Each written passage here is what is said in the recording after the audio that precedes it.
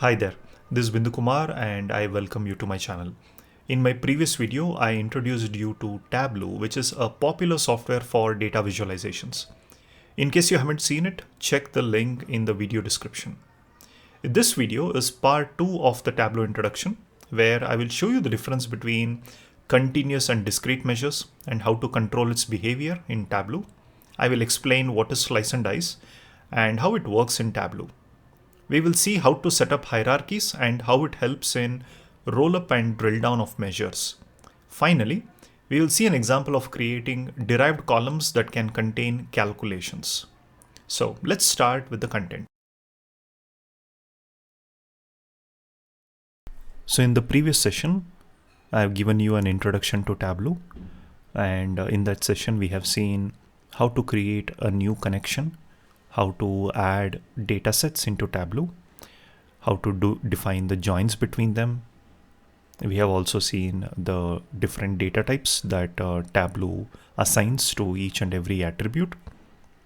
We have also seen what are dimensions, measures, and the show me bar, the wizard that helps you create charts in Tableau. So these are the things we have seen in the last session. In this session, we will continue in the same direction. We are going to look at something called as hierarchy. We are going to look at the slice and dice operations. We'll see how to create derived columns and also the difference between continuous versus discrete measures and how it impacts our charts. Okay. All right. So let's get started. So we have already seen how to add a new data set into Tableau. This is a Tableau public version or the public edition. Hence, we cannot connect to databases, and hence I'm connecting to files. So I first added the fact internet sales file. And to this, let us add the date dimension. So in case you don't have these files, you can look at the video description. You will find the Git link from where you can download these files. Now let us define the joins. So the fact table and the date dimension here is connected by the date key. So I'll choose the order date key here, and from the date dimension I'll select the date key. Notice that Tableau was not able to detect the join automatically. There are two reasons. One is because the column names don't have the same name. Here it is date key, here it is order date key. That is one reason. The second reason is we are dealing with files. If the same data was present in a table, and if this was a primary key and a foreign key, then Tableau would have recommended the join automatically. Okay, so now that I have defined the join, we'll go to worksheet 1. So now let us look for an attribute called calendar year.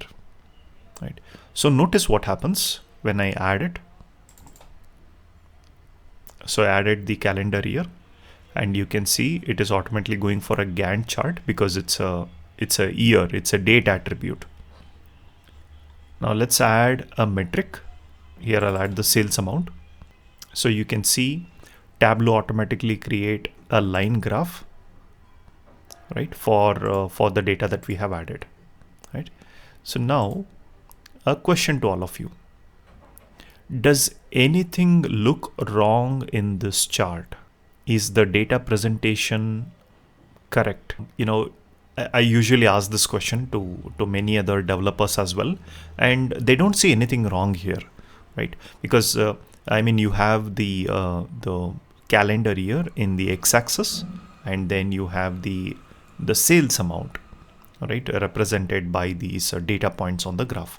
So everything seems fine, but for a data analyst or a data scientist, this is little confusing. Okay, why? I'll tell you the reason. The reason is, if you look at the way the line grows from 2010 to 2011, okay, there's almost a linear growth. Similarly, from 2011 to 2012, there is a linear decline. Now, the question one will ask is it true that between 2010 and 2011, the sales amount grew linearly across the months. So for example, you can almost imagine this particular line connecting 2010 to 2011 being divided into 12 sections, each representing 1 month. So it would almost seem like the data is growing across month. So January there was something, February there was an increase, March there was again an increase in sales, and so on and so forth. So that explains how the amount has grown. But that is not true, right? Why? Because we don't have the month represented here. Okay, what we are showing here is the total sales amount per year, and we are not showing the breakdown by month. Okay, so this from the perspective of, let's say, a data analyst or a data scientist, this would be an incorrect way of representing the data. So now the question is, what is the right way of representing this data then, right? So before we can look at the right way of presenting this, we should understand something called as discrete versus continuous. Okay, so what is discrete versus continuous? Discrete versus continuous is the definition of numbers. Okay, and number can be either discrete or it can be continuous. So let us take an example of discrete. Discrete is your calendar year. Okay, so calendar years, for example, you have 2010, you have 2011, you have 2012, and so on, right? You have 2020, you have 2021, 2022, and so on. So if you observe, between every year there's exactly an interval of 1, right? There is a fixed interval. So after 2010 you have 2011. It will not directly go to, let's say, 2012, right? Similarly, after 2020 there is a 2021. It won't jump to something like 2023. So there is a fixed number that is an interval between each and every value in the sequence. Such a number is called a discrete number or a discrete measurement. Okay. So you will not represent a date something like a let's say 2010.1234.6 or anything like that, right? So you will not represent a year like this. A year is always discrete: 2010, 2011, 2009, and so on. Okay, so let's look at a continuous number. What is a continuous number then? Continuous number, if I have to give an example, will be a temperature reading, right? So suppose that we are taking readings of a temperature over time. Okay, so it will be something like this. Let's say 23 degrees, right? Then you have 25.6, then you have 24.3828, right? Then let's say you have minus 1.2, right? And then you have again maybe 23, and then again minus 3.4, and so on, right? So if you observe here, there is no fixed interval between the different readings, right? It can vary by a very large margin. So that is called a continuous number. So in this case, temperature is a example for it. Okay, so you can see the difference between a discrete versus continuous. In discrete, you have a fixed interval between each number in a sequence, right? In a continuous measurement, there is no fixed interval. The difference between two numbers in a sequence can be a huge range. Okay, so Tableau has already built-in logic for this, right? So they understand what is the significance of a discrete versus a continuous. Hence, the chart options they show also align with that. Right now, coming back to this particular example, we said that this representation is not right because it gives the wrong impression that the sales were continuously or linearly increasing across the different 12 months, right? Which is not the case. Here we are only having the sales by the total year. So what we have to do is to fix this. Every measure that you add, it appears as a green pill. You can click on this drop down and here you see these values, these options. Right now it is set to continuous, which is the default option. Just change it to discrete and notice what happens, right? So immediately Tableau changes the chart type. It changed from a line graph to a bar graph. Okay.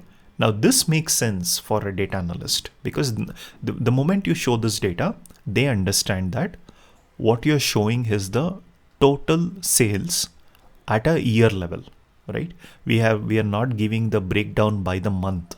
So anybody who looks into it will understand that, okay, this is the total sales per year, not necessary at a month level.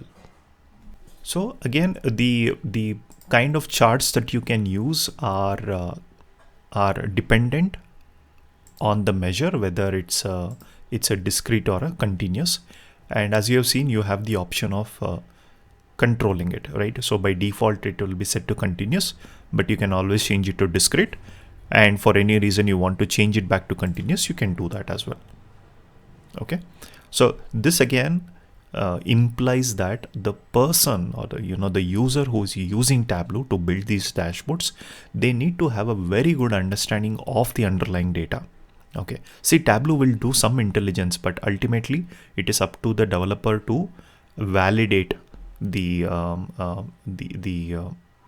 process here, right? So in this case, it is whether the measure is a discrete or a continuous. What exactly does it represent? Okay, that is ultimately up to the Tableau developer to decide. Okay, if no questions, let's move on to the next topic called a hierarchy. Okay.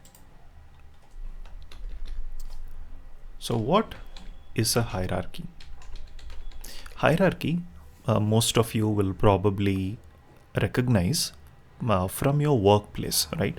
So in a workplace, you have usually a CEO. Then under the CEO, you would have, let's say, CTOs, CFOs, CIOs, and so on. And below that, you might have, let's say, directors. Then you have managers, you have leads, and so on and so forth, right? So hierarchy represents data where data that is arranged in a parent-child kind of a relationship, right? So another example would be, let's say, in a calendar, right? So in a calendar, we know that year is at the top, right? So year is at the top of this parent-child relationship. Below year, you have something called as a semester. So semester represents a 6 months duration, right? Within a semester, you have a quarter. So quarter represents 3 months. So semester is something, people don't use it that much. We have a year, then we directly go into a quarter. So there are 4 quarters in a year. Then within a quarter, you have months. Within a month, you have weeks. Within weeks, you have day, right?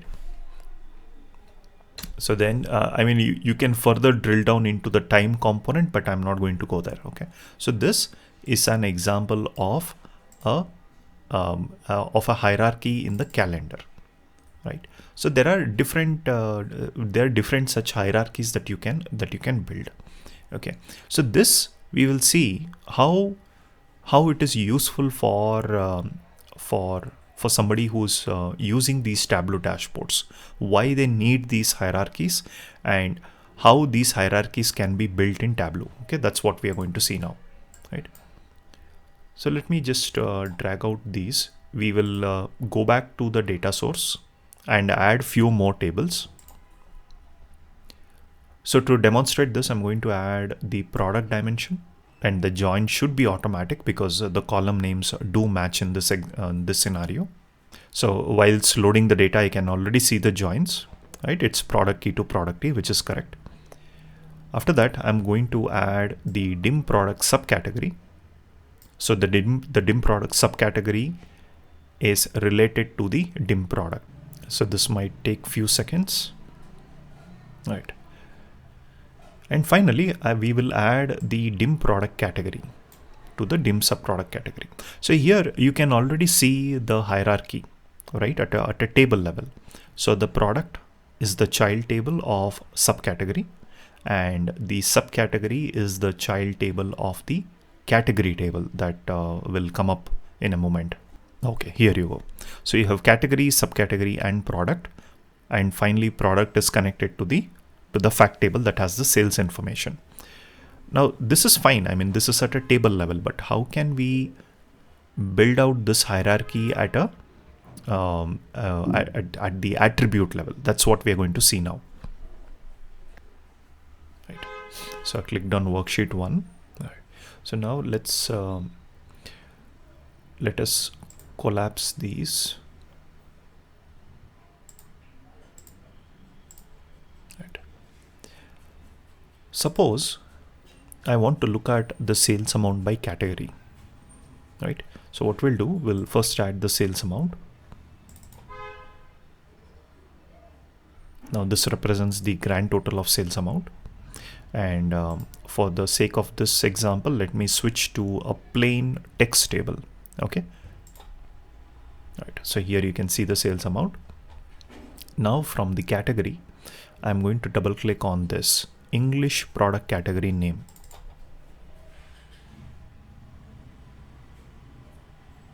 Right. So you can see the category along with the sales amount. Now, many times the users who are using this, this data, it's not enough to just look at data at a high level, right? So this is summary information. They always want to understand what is happening at a detailed level. For example, what are these subcategories within the bike that is contributing to this $28 million in sales? All right. So they always want to get into a detail. So let's try to do that manually right now. So if I want to find out the subcategory, that's here, right? So the dim product subcategory, and it's this particular attribute, English product subcategory name. So let me just double click on it. Right. So now you can see the category, the subcategory, and the sales amount here. Okay. So this action, or this process of going from a parent to a child attribute, right, and then also breaking down the measure, is called a drill down.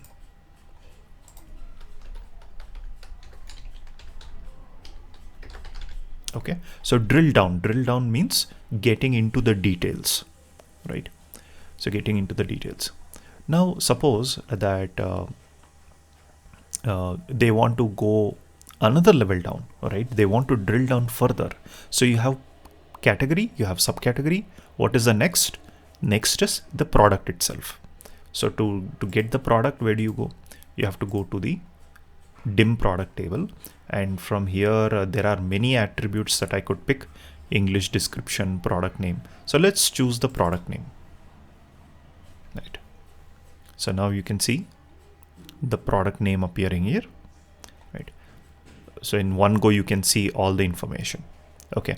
Now again, let's say for some reason you want to revert it, right? You don't want to see the detail at a product level. Instead, you want to look at it at a category level. So again, I'll have to drag these out of the layout, right? And again, you get back the category. So this this action of going back, right, from a detailed level to a summary level is called a roll up.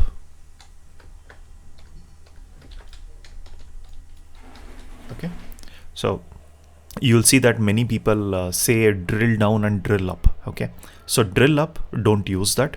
It's not the right way of saying it, because you do a roll up, not a drill up. Okay, so roll up and drill down, these are the opposites. Drill down is getting into the details from a higher level. Roll up is the opposite of it, right, where you are getting rid of the details and summarizing it at a higher level. Okay, so roll up and drill down. These two actions are something that a Tableau user is expected to do, right? Using a dashboard, they want to do this this roll up and drill down very often. And what I did right now is I selected the attributes manually, right? I selected the attributes manually. I dragged and dropped them here. Similarly, I dragged them out of this, right? And every time I did it, I had to know which table to pick and which attribute to pick. All right. But what if you have hundreds of users and you don't want to train each of them on these attributes, right? There must be a better way of doing it, right? So that's where we have a feature called hierarchy that is built into Tableau. Now let's see how that works. The first thing you do is you select the attribute that represents the top of the hierarchy. Okay, so in this case we are trying to build a product hierarchy, and we know that the English product category name, this represents the top of that hierarchy. Simply right click on this attribute. Okay, something wrong with my mouse. Yeah, right. So here when you right click, you get this hierarchy option and you see a button called create hierarchy. So click on that and just enter a name called product. Okay, or let me call it product hierarchy. Right, so this is the name of the hierarchy, and the moment you do that, you see it sort of creates a tree kind of a structure here. It says product hierarchy and the category name appears here, right? Now under the category, we know that we have the subcategory. So let's expand this table, the subcategory table, and we have the English product subcategory name. Go to hierarchy. This time you see the create hierarchy is there, but in addition, there's also say add to an existing hierarchy, right? So here just select this product hierarchy and notice what happens here. Now, since the hierarchy consists of two attributes from different tables, right? So this is coming from the category table and this is coming from the subcategory table. Since it consists of two attributes from different tables, it is no longer under any of the table. In fact, it is a separate section here, right? Separate node here. So you have a product hierarchy and then you have the category and the subcategory here. Okay. Also notice that this the attribute that you add disappears from the table. It is no longer available in the selection here. It directly appears under here. Okay. And then let us add the last attribute in the hierarchy, which is the product itself. So for that we will choose this English product name.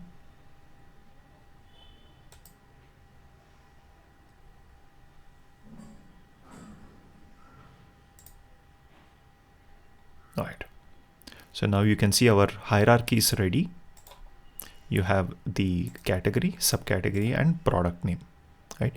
And here the sequence is very important because Tableau will not understand what is supposed to be at the bottom of the hierarchy and what is supposed to be at the top of the hierarchy. So you have to be careful about that. So for example, if I drag and drop the subcategory to the bottom of the hierarchy, see, Tableau doesn't throw any error, right? It says that, okay, fine. I mean, you want to keep subcategory, it will work with that. But this is where the knowledge of the data is important when you're building this, right? So we know that the subcategory is right below category, and below that is the product. Okay, so it is up to the user to validate the hierarchy. Tableau will not do it for you. It is simply providing a mechanism by which you can define the hierarchy, but it's not going to do that validation for you. That is up to us. Now, let's see how this helps with the roll up and the drill down scenario, right? So I've removed all the attributes and measures from here. Let me just double click on the product hierarchy, or rather drag and drop on the rows. So the moment you do it, you see the category is coming up, and there is no measure, hence it's all just showing some default value. Let us add a measure. So I've added the sales amount. You can see it appears here. Now let's say I want to do a drill down, right? Earlier, how did we do it? We dragged and dropped the subcategory here, but this time I don't have to drag and drop anything. If you observe on the category name, there is this plus button. So just click on the plus button, and it automatically drills down into the next available attribute in the hierarchy, right? So here you can see category and subcategory. Again, if you notice, there is a plus available on the subcategory name. If I click on it, it drills down into the next level, which is the product. But after that, there is no more plus icon visible on any of these attributes. That is because we have reached the bottom of the hierarchy, right? So this is the drill down. Suppose we want to do a roll up. Okay, so you will see a minus button or a collapse button. So just click on that. This is the action of roll up. Okay, now observe what you did here. You have created a hierarchy which now the users can use. They no longer have to hunt for the attributes between these tables, and this hierarchy will be visible for all the users. So that way you're giving them a consistent experience in terms of doing this roll up and drill down. Without this, every user has to be aware which attributes to use in a particular hierarchy. Okay. Similarly, you can create as many hierarchies as you want. So for example, let's choose the calendar here. We will create a new hierarchy, which we will call it as let's say just the calendar. All right. So calendar, and let's add the quarter. Right. So here you can even drag it like this, right? So this is the fiscal quarter. Let me actually leave that. I'll add the calendar quarter, right? And then let's add the month, right? I will not add the date because date will be very granular. It will be a lot of records, right? So let me just remove this and drag and drop the calendar here. Let's okay, so the calendar year is coming up as a continuous number. That's why this problem. So let me change it to discrete. So you can see the calendar year along with the sales. If I drill down, again the calendar quarter is coming up as a continuous number. Let me change it to discrete, right? So you can see the breakdown from the calendar year. For each quarter, what was the sales? Further drill down into the English, the month name, you can see the sales across months. Here. Okay, so this is how a hierarchy helps the user achieve consistent and easy navigation when it comes to doing a roll up and a drill down. All right, any questions so far? If there are no further questions, let's move on to the next topic. So the next topic is called a slice and dice. Okay, so when you're talking about reports or analysis, people always refer to this process called slice and dice. Let's slice and dice the data, right? What exactly does it mean, right? And how do you do that in Tableau? That's what I want to I want to explain. Before we can talk about slice and dice, let me draw a picture for you. So this is a rough diagram of a cube, right? What is a cube? A cube is a three-dimensional object, right? So it's a three-dimensional object. Now a cube can be used to visualize, let's say, storing information, right? So for example, you have, let's say, sales being stored across time, okay, across product category, and across geography. And the intersection of any of these 3 points, right, here you will be storing the actual metric. So for example, any one point within this cube will represent the sales for a particular product category, let's say particular product category, on a particular date, right, at a particular store.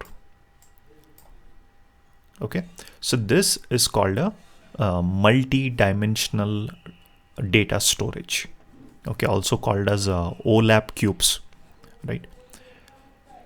It's not that data is actually stored exactly like this, okay. The physical implementation will be different, but for the sake of understanding, this is what you'll have to think. If the data is stored in a three-dimensional cube, what do the different axes represents, okay? And when it comes to actual data storage, it's not only limited to 3 dimensions. You can have as many dimensions as you need, right? Now let us understand what is this slice and dice. Okay, so slice represents or refers to a process of slicing a particular cube across a dimension. Okay, so when you slice it, it's like slicing a piece of bread, right? When you slice it, what do you get? You get a slice, right? But it's nothing but a smaller cube,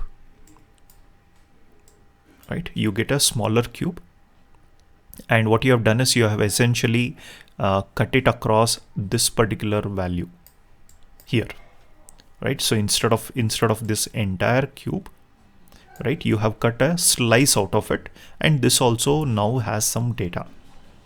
Okay, then they further say dice it. Okay, what does dice mean?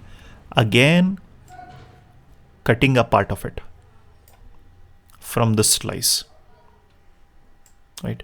So those who are into cooking would understand slicing and dicing vegetables, right? So that's where this term is inherited from, right? Slice and dice.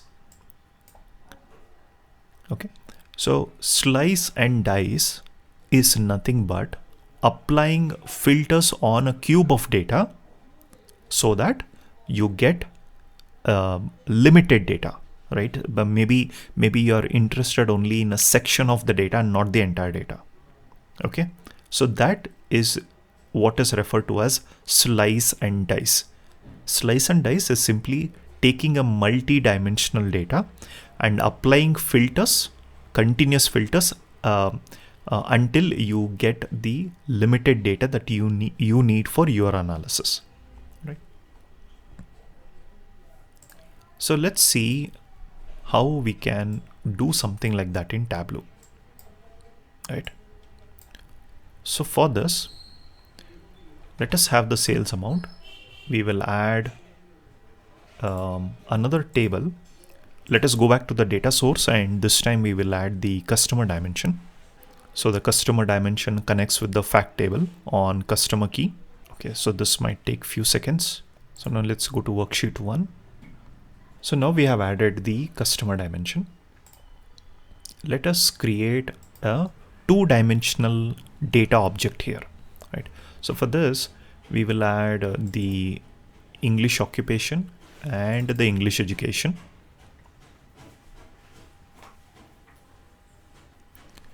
Let's try to string this table.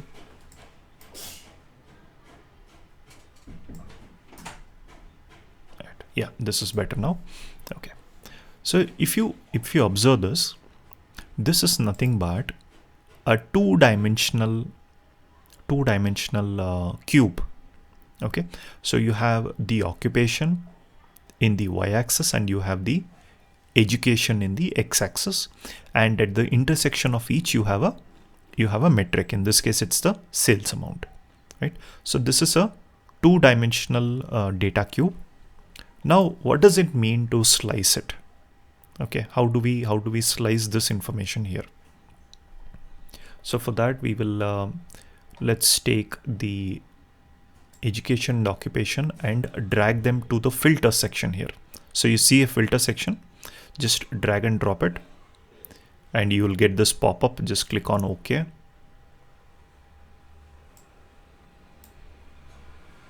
So initially I'm retaining all the values in the filter, as you can see. So once it's there, let us just click on the drop down and say show filter.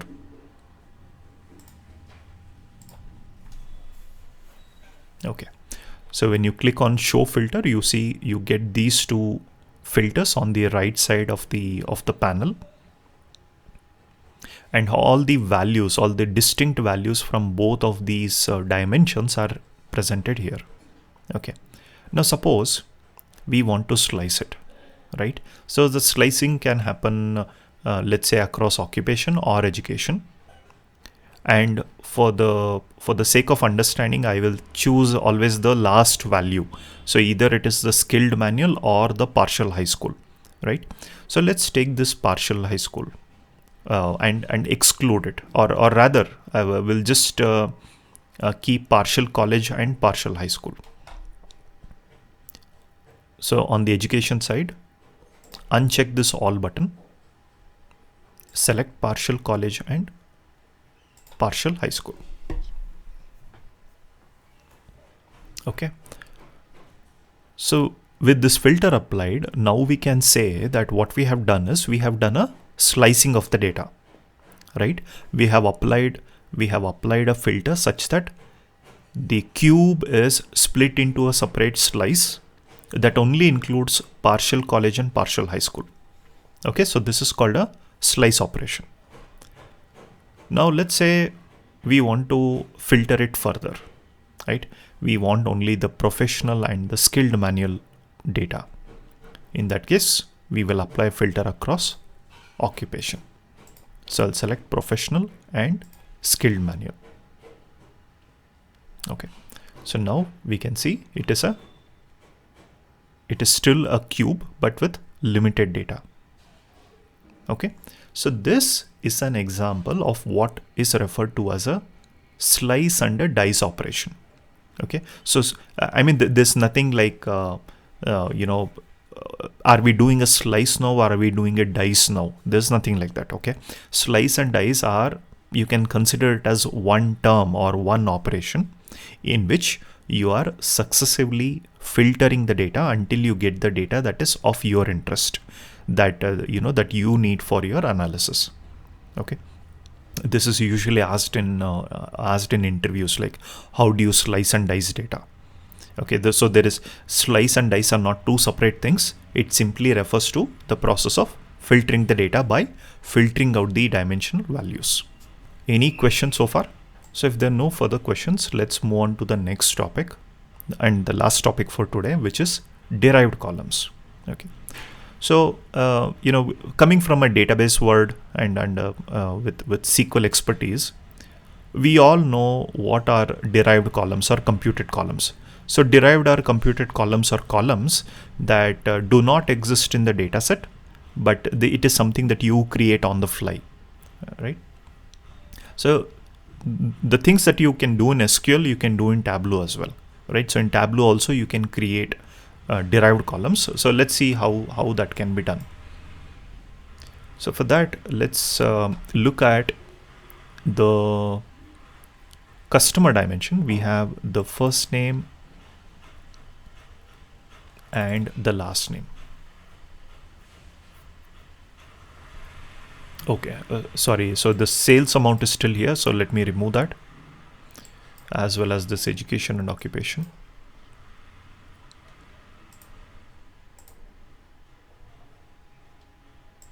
And it's in a cross tab. So let me just keep it into a plain tab. Okay. So you can see the first name and last name, and automatically it has, sort of grouped them as well, right? Okay, so you have the first name and last name. But let's say we don't want to display the data like this. Instead, we want to concatenate the first name, last name into a single field. Okay, so just right click on any of the attribute here. Okay, and you'll get something like create a calculated field.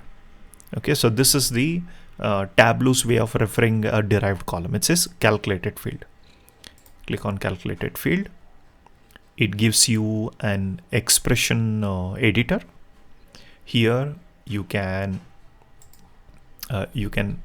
actually edit this like this. Okay, so let me just drag the first name here, and we'll use the plus icon.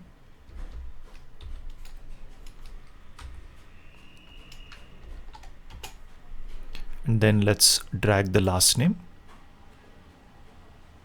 So plus is what is used to concatenate strings in Tableau. Let's give a proper name to this calculation, such as full name, right? And you have to make sure that this name doesn't exist already. And while you're typing in this expression, you see Tableau is also validating it, right? If there are any errors, it will point it out immediately, right? See this? I just typed 2 underscores and it says calculation contains error, right? So it's continuously validating the expression as you type it. And once it's done, you just click on apply and OK. And now the attribute is available here. So let's remove the first name, last name. Just click on full name. Okay. So I just noticed that I haven't given a space between the first name and last name.